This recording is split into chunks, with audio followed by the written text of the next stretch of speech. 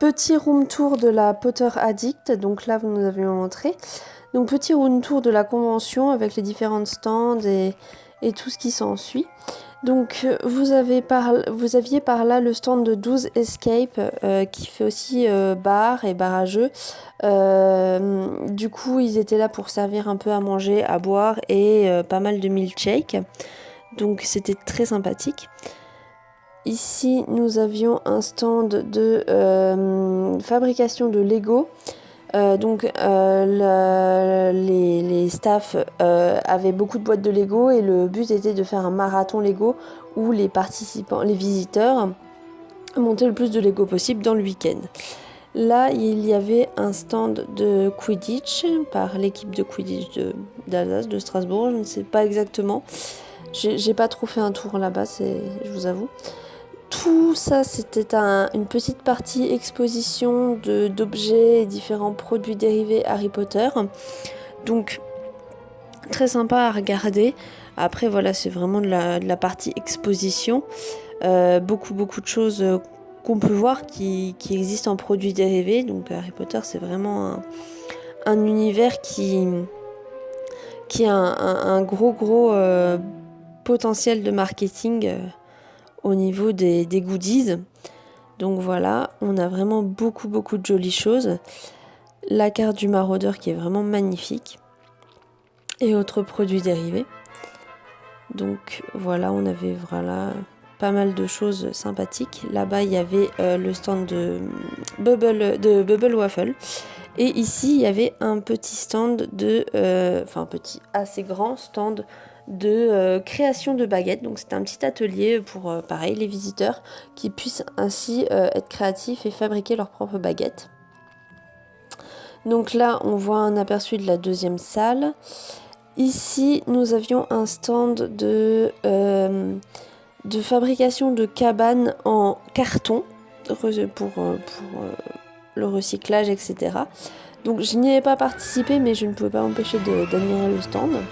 De jolis cosplayers, de jolis visiteurs. Donc là, on arrive dans la grande salle, enfin dans la deuxième salle. Ici, donc il y avait le stand de la boutique Le Camphrier, donc où on pouvait y acheter des différents livres. Un cosplayer de Mélodias sorcier.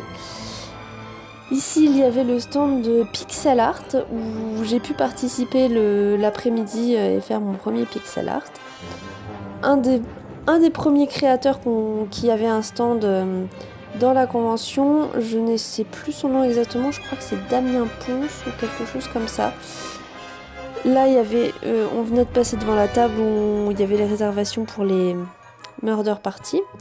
Donc ici, il y avait le stand animation jeté de sorts, enfin lancer de sorts. Donc le stand pour les Murder Party. Là, il y avait un petit stand spot photo pour pouvoir avoir des souvenirs en tant que cosplayer ou en tant que visiteur simplement. Donc un petit stand spot 9 3 quarts.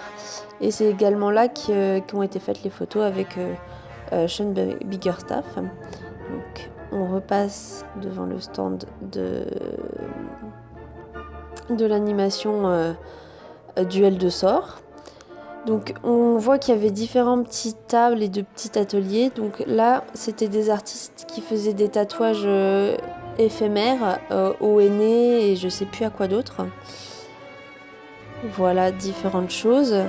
Une jeune cosplayeuse qui m'a alpagué, une jeune cosplayeuse très sympathique qui m'a alpagué pour me montrer son costume, ses baguettes. Là, on avait un stand de jeu, pas Méli-Mélo, mais c'était pas un memory, mais c'était fallait relier les animaux fantastiques à leur description. Donc voilà, un petit room tour de la salle. Une autre table d'animation avec des petits jeux sur papier. Voilà, il y avait pas mal de jeux, pas mal d'animations, des petits stands d'animation. Là, on avait un stand apparemment de potions, cours de potions. Là, là pareil, le petit stand de cours de potions, donc, où il fallait, j'ai participé le dimanche, il fallait deviner les odeurs qu'il y avait dans les flacons. Ça, c'est un stand dont je n'ai pas participé. Donc j'ai pas été le voir enfin je suis passée devant mais j'y ai pas vraiment participé. Là un petit Quidditch Pong. Derrière on a un autre stand, une autre animation auquel je n'avais pas non plus participé dans le week-end. Je ne sais pas c'était quoi exactement, sûrement quelque chose comme Histoire de la magie ou quelque chose comme ça. Là, c'est un stand avec une passionnée d'astrologie qui a fait le lien entre la famille Black et l'astrologie. Donc avec une petite animation, donc d'autres cosplayers. Il y avait des journalistes amateurs qui étaient présents également. Et là, on a les quelques stands des créateurs. Voilà, donc je voulais montrer en gros plan là le joli arbre de la famille Black. Donc voilà, là, un premier stand de créateur qui fait des sirops et des bières artisanales, il me semble, en plus de quelques objets. Là, une autre créatrice, donc pour des petits goodies, des petits parfums, des petits bijoux potentiellement, et des pierres, il me semble. Voilà, il y a des cristaux, des pierres. Une artiste, auteure, illustratrice. Donc j'ai pas tous les noms en tête vu que j'ai fait vraiment un room tour et je me suis pas trop attardée. Et une dernière créatrice, un dernier stand de créateurs qui était spécialisé dans le maquillage, la métamorphose. Donc voilà un petit peu les tables. Là il y a quelques animations qu'il n'y avait pas encore puisque j'ai filmé le samedi matin en arrivant.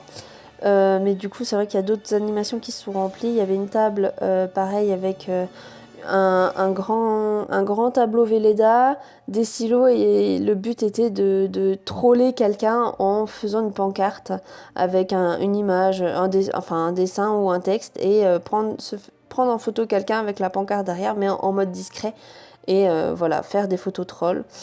Là il y avait un petit stand pour découvrir son Patronus. Donc voilà, ils ont repris le test de Pottermore qu'ils ont traduit en français et on pouvait y découvrir notre Patronus. Donc j'ai été rassurée de savoir que mon résultat Pottermore était vrai. J'ai refait le test et c'était pareil, c'était un cheval. Là, il y avait toutes des tables pour des jeux JDR. Là, toute la partie jeux vidéo, c'est écrit en gros. Toute la partie jeux vidéo avec réalité virtuelle et là il y avait le petit stand pour la fabrication de la bière au beurre auquel j'ai participé, que j'ai goûté et que je n'ai pas franchement apprécié. Voilà. I remember accidentally ruining one of his takes in the first film. In a scene in the Great Hall in front of 300 extras. We were eating lunch, I think, in the scene, and I stupidly, just in the moment, poured a drink, and so the noise cut across one of his lines. And although in real life he was not Snape, he was an incredibly kind and generous man, he could be just as scary as Snape when he wanted to be, and the look that he gave me in front of the entire cast and crew when I spoiled his take was terrifying.